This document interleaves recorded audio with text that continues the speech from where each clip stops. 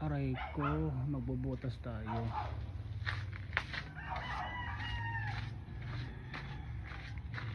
Roof rail installation. Aray ko po.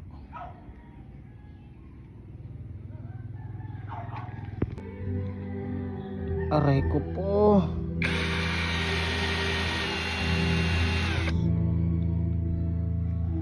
Ay.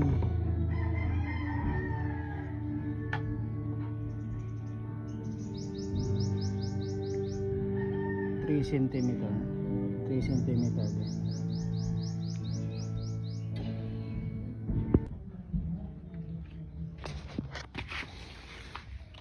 Puputulin.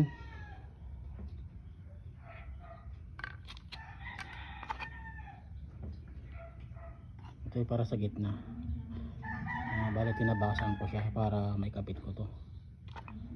Tapos pagkaputol, siyempre pangit yung pagkaputol, lilahayan natin.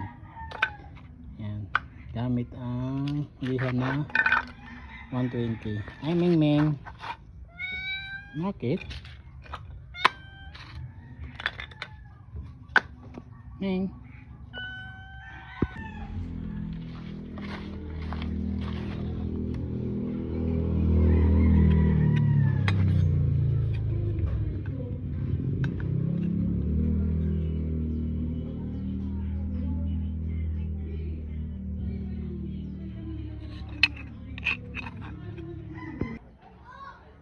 okay, tapos na yung isa.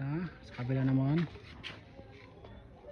ginamitan ko ng Volcasil para walang tagas.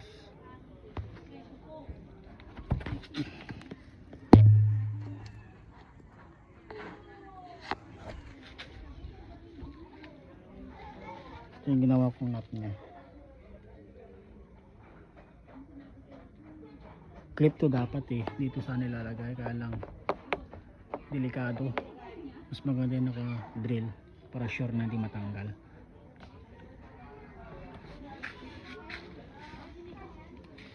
Now doon tayo sa kabila. 3 cm 3 cm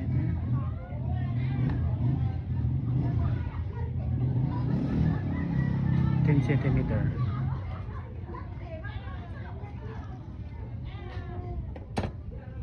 Yan ginawa kong sofa.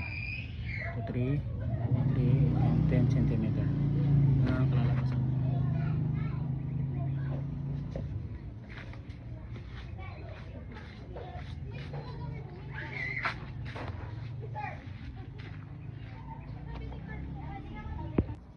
Mula dito hanggang dito sa toldok na to 10 cm. Mula dito sa toldok hanggang sa baba itong hati na to 3 cm. Tapos ang layo nito dito ko na binis kasi ito yung gagawin kong nut na.